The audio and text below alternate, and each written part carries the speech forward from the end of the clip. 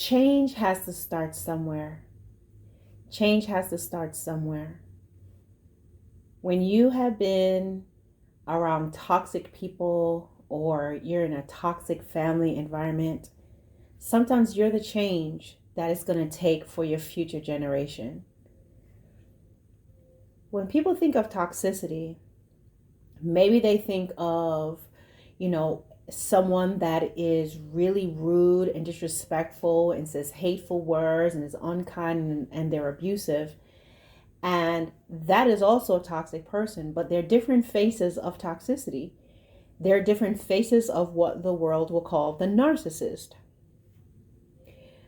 However, as believers in the Lord, we also follow the Bible. Yes, the world definitely, non-Christian organizations or others have picked up on what is the narcissist, the behaviors. There are countless teachings and great teachings actually that where people can tell you in practical terms, practical counsel of the way these individuals operate.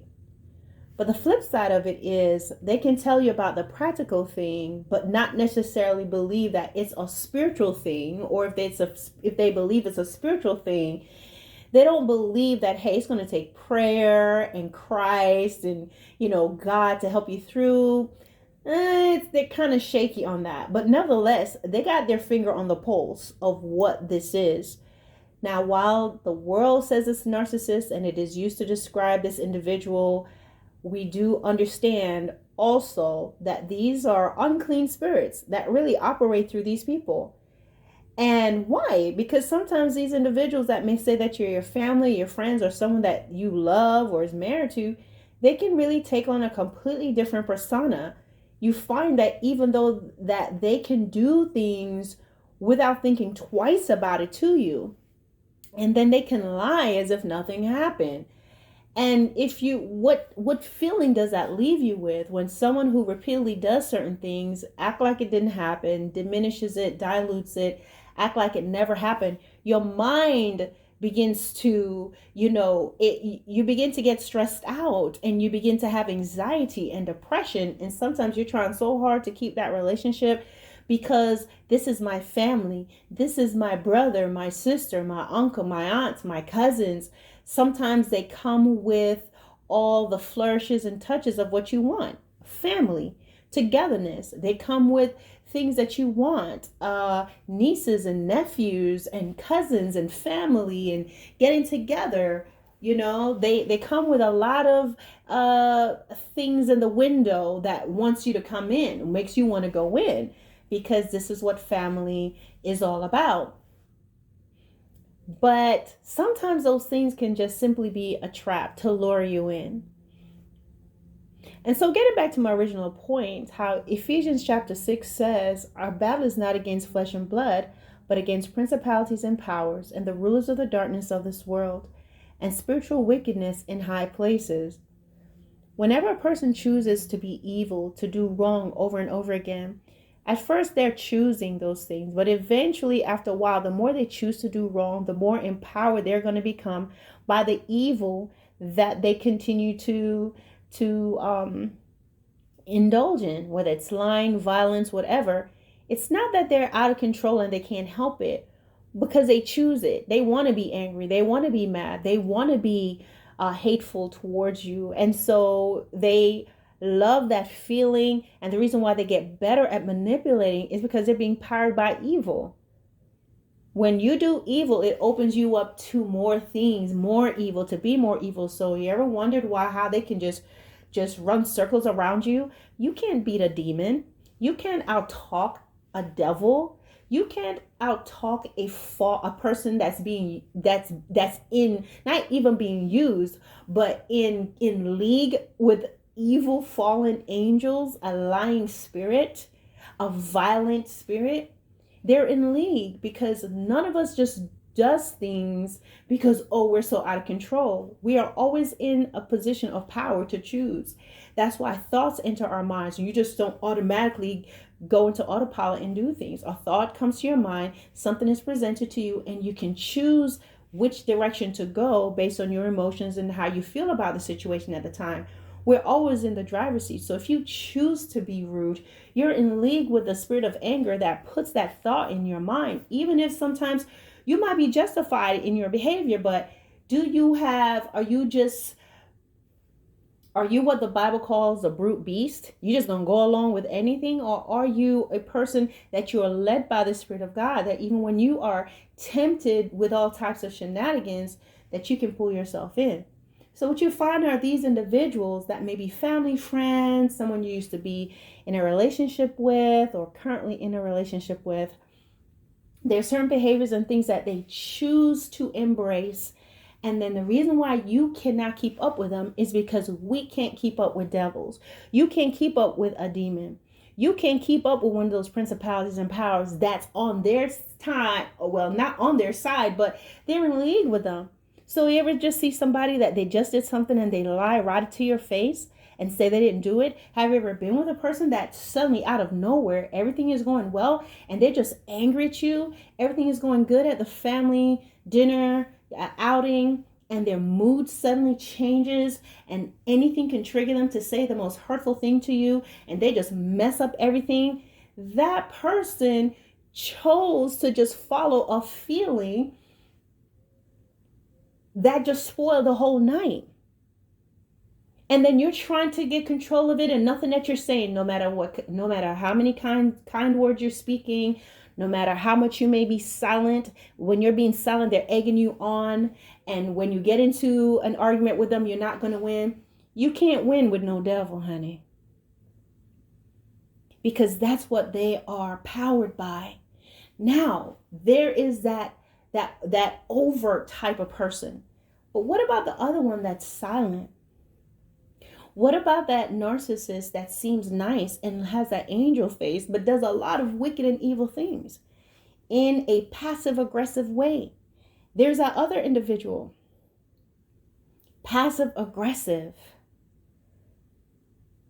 You don't see things, but they're always fixing your business. They're always fixing you, and you don't even know the things that they've done that you don't know about. People they've reached out to that you don't know about. Conversations that they've had, little secret dealings that they're doing all around you, probably with people that have hurt you and everything. You just don't know. Told your business, all of that. And the whole time they're sitting there just looking completely innocent. How about the silent punisher? They will punish you.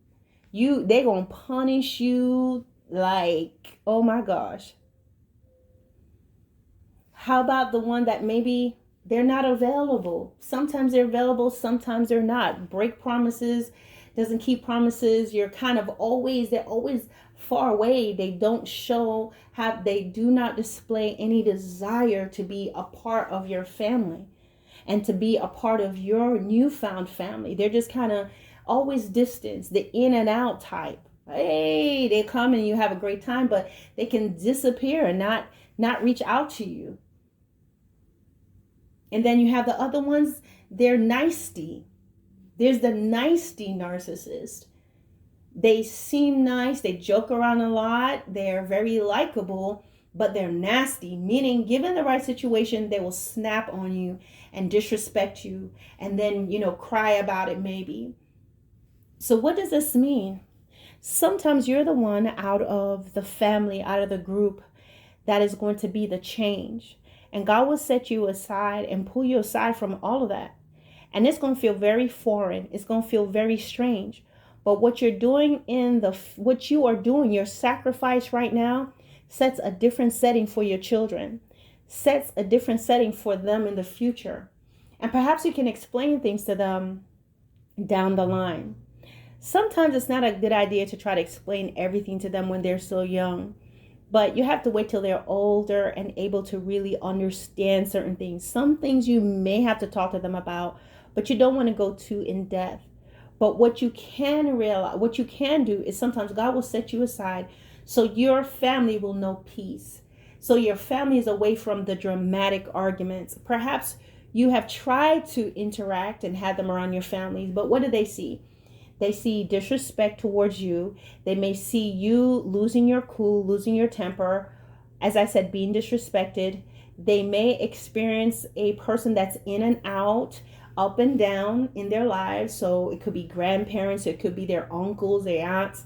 When they're mad at you, they're not going to talk to you. So then your children are looking for their aunts and their uncles and their cousins, but because your sister, your brother is mad at you, they're not going to talk to you. They're not bringing their children around you. They're not allowing the children to talk to you. They can ignore their niece, your children, so they can ignore their niece and nephew. And so what will happen is you will be exposing your children inadvertently to that sort of toxic behavior of, okay, my auntie's okay with me now, but then she's gone. My uncle's good with me now and I can see my cousins, but if my uncle and my aunt is mad at me, I'm not going to see my cousins. And when I text and reach out to my aunt or my uncle, they're not going to respond.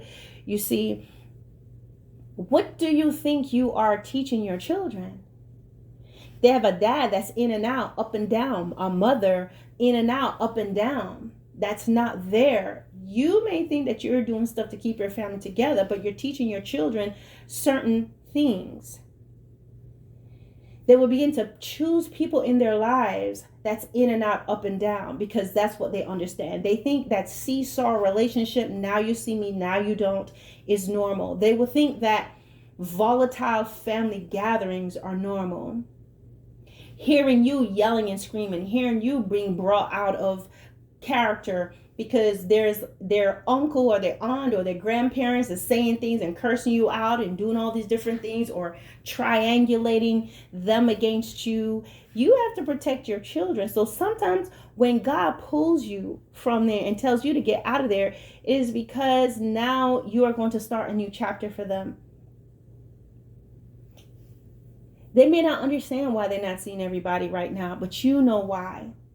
You want them to know about consistency. You want them to understand respect and communication. And so you build that and you start that with you and them, that they learn how to talk to one another. And when you see those little things spring up, because sometimes either they've seen it or there's just something in human nature to kind of be rude or a little shady, you know those traits. And if you see it pop up in them, you correct them and you teach them what's right. And you pray over your children that those seeds of discord will not spring up, because everybody's going to have misunderstandings as they get older. You may have a misunderstanding with your daughter or your son. Everything, life happens. But what you want to pray against is that there will not be that seed of contention that continues with your family, where there'll be mother-daughter rifts, mother-son rifts, daughter-father rifts, son against father, that type of thing. No, you want to have it where everyone can communicate and have respect, and you pray for unity in your family, and there'll be no one that's toxic that can come in and turn everybody all upside down. Sometimes God will choose you and pull you out of everything and have you pull your household out of all of that and say, go start afresh. Teach your children something new. Teach them something different. It's just you four and no more. That's okay. Do things with your family. The reason why a lot of times you may feel like you're isolated, because maybe, with COVID, everyone's been isolated, right? And then you're trying to get back out there and people acting crazy. But you know what? Pray and ask God to instruct you on where you can go and what you can do.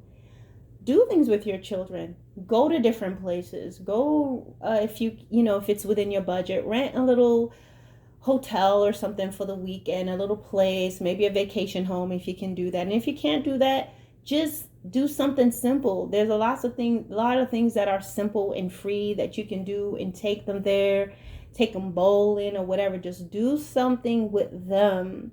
If you have access to a beach or a lake, go take them out there. Go sit on the swings with them. Plan stuff with them. Do things with them. And in other ways, just get to know one another. Enjoy them.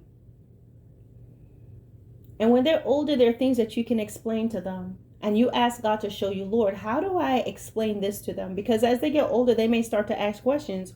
Well, Dad, where are these people? Where are those people? Or Mom, why don't I have everybody here or whatever? And you have to figure out how to explain that without smearing, your relatives, your family, immediate or distant. You have to figure out how to do that.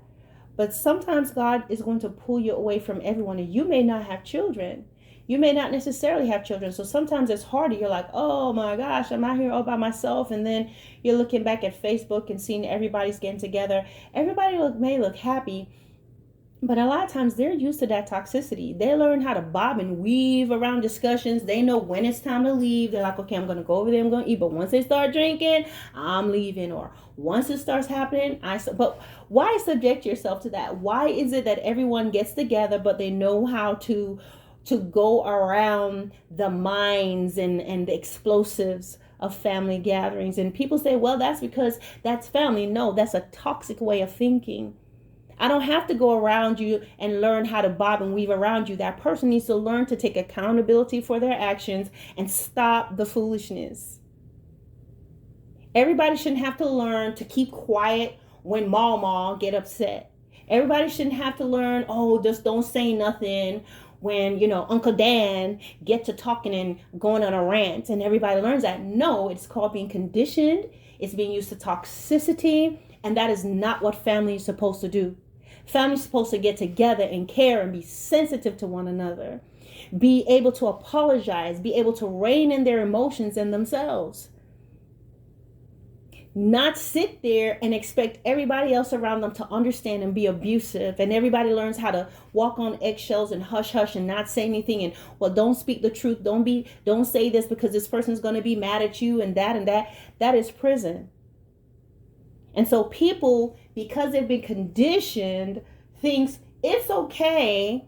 I know it stinks in here, but we have learned to adjust. We know that there's a danger that there will be, some poo being flung around in the room, but we came prepared. We suited up and we know how to bob and weave and low crawl out of here.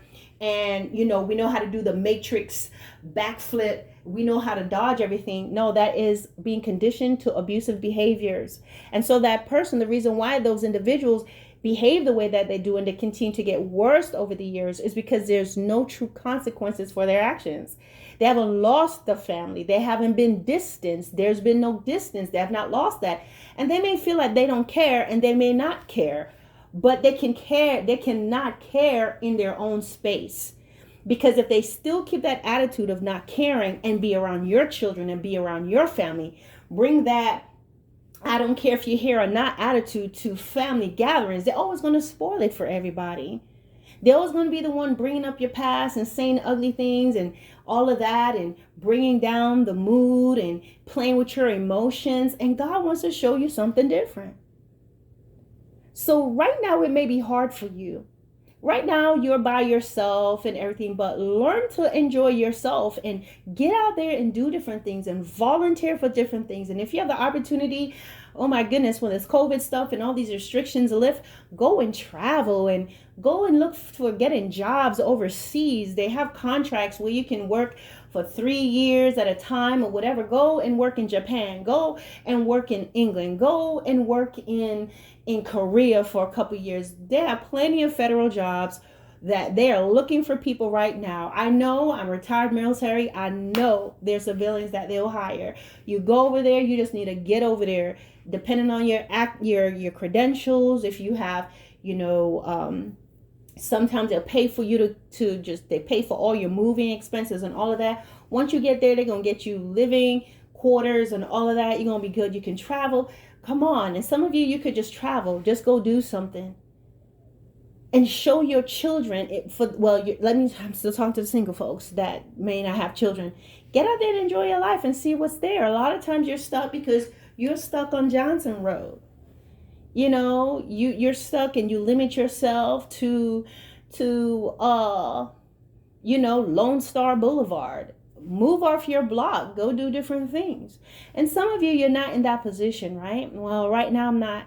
Apply for jobs. Apply for different things. God is not going to bring you a job out the sky. He's not going to give you no desk job in heaven. So put your stuff out there. See what you can do.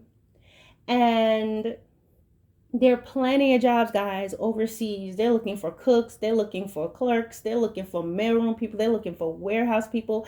They're looking for medics. They're looking for people that can work in the general's office. They're looking for people that can work in their stores. They're looking for people that can work in their legal office. There is a job for everyone of all levels. Okay, so you can put yourself out there and ask the Lord to just show you.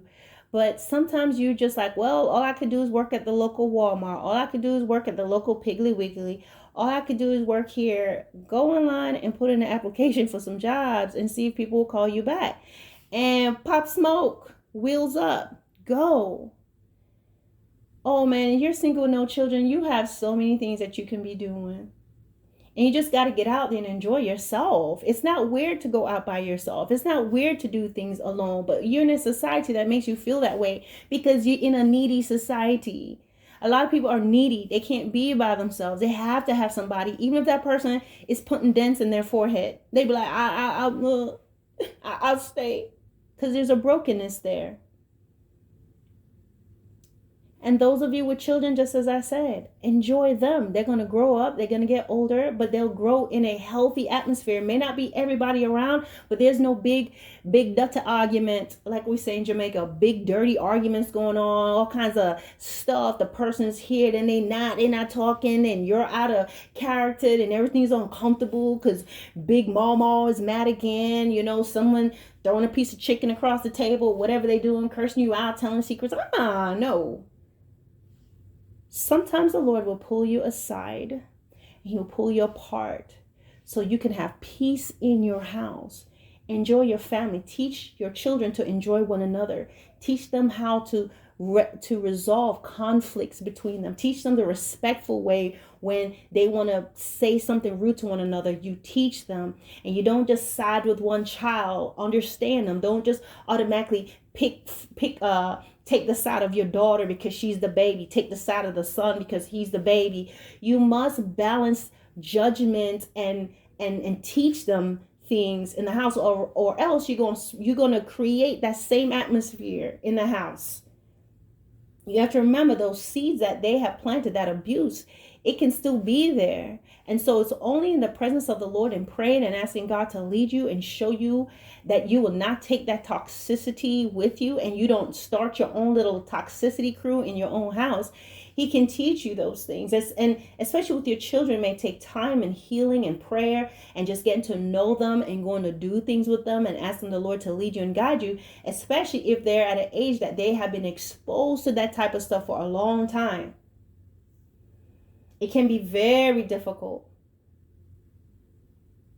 especially if you have sometimes you have that family, the grandparent will sink their hooks into one of your children and turn them against you because they're going to play nice and they're going to play innocent in front of them, with them. And that child may be at an age where they have them on their cell phone and they're contacting them and everything. So you would have to pray and figure out show me, Lord, how to work through this, because maybe they want to go over there. Maybe they want to go back and go see grams and this and that and the other. So you have to pray to the Lord. Sometimes you pray to God and say, if it is His will, get a job far away. Put some distance between everybody. I told you, take a job overseas. These things may seem far-fetched, but they're not. It's just that some people don't know that. People don't know you can go on usajobs.gov, or put in federal jobs, overseas job, and see what you qualify for, and just go. And you save your money. Some of those jobs, as I said, you may have to pay out of pocket to fly yourself over there, and some they'll reimburse you. You'll see all the things that they have. But some of you, depending on your credentials and your education and what you have, they'll reimburse you all your expenses. And once you get there, they're going to make sure you have somewhere to live. But God will show you. What you don't want to do is just escape and make impulsive decisions, but let God lead you. Let God open up the doors. You pray and you tell God, Lord, I'm trying to do this. I don't want to plant bad seeds in my children. But Lord, you know the situation. It could be a sibling. It could be a parent. It could be someone, Lord, that's using my child against me. Pray to God. You have to trust Him. You have to trust Him in those situations that you're not saying to your child, I don't want you calling your grandmama. I don't want you calling your grandpa. You don't want to be that person. So then they go over there and then they come back with all these questions because you know that they've been talking to them. So in the meantime, you put your child before God and say, Lord, teach me and show me what I need to do in this case. And sometimes you just have to make that command decision of, hey, listen, you're not going back over there. They may not understand at the moment, but make sure you're led by God in that. In the meantime, look up job opportunities or whatever you can do and move. Because the funny thing about it is when you go that far, they're not going to follow you to come there because they don't have that much care in the world to be there and be there for you guys. So what you do, guys, is understand this. In this phase of your life, it may be tough for you. You may go through some hardships, but you're actually opening up a new door, a new way, a new setting for your children and their children's children. And I always think about I'm thinking about actually right now of Moses. When he was leading the children out and they were very comfortable. He was leading them out of Egypt through the wilderness, and they had been used to Egypt, even though it was a prison, even though they were getting lashes. They were complaining about the journey to the promised land. And sometimes, guys, you will find that you're going in one direction, and perhaps those in your family or whatever, depending on their age, they're not getting it and they're complaining. But you just have to keep your eyes set on what God has told you to do and keep moving. And you're going to see how they're going to get there. Y'all will get there together. You trust God to get you there, get you to that place that you need to be. Because sometimes Egypt seems so much better, despite the fact of the abuse and the disrespect and whatever else the children of Israel was going through. When they're in their wilderness and that time of loneliness, that place that you're in when you're separated from your loved ones, it can be hard. And you begin to think, at least I had. No, don't forget where you came from and what that's all about. So you set your mind to do something different for them, because your children are going to become young adults and teenagers, and then young adults and adults, and they're going to go and do different things, and you will establish that with them.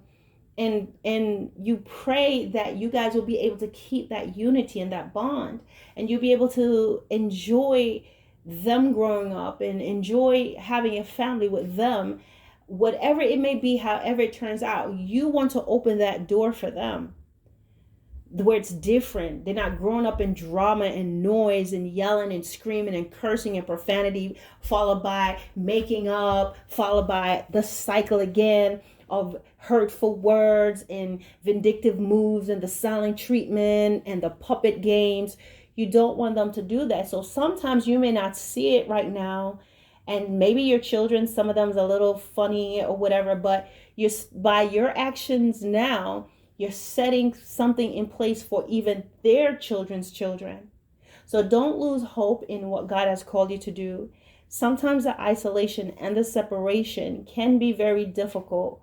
But if you trust God in the process, the isolation or the separation from God, it can seem like really difficult at times.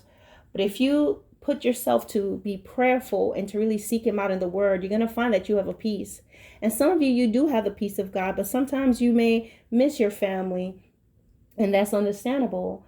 But you have to just remember what God has called you to do. He's brought you out of there, brought you to a place of peace and solitude where you can raise your children. You show them something different. They are no longer, or distance them from all that drama and all that craziness, because you're doing it for your seed and their seed, generation to generation to generation.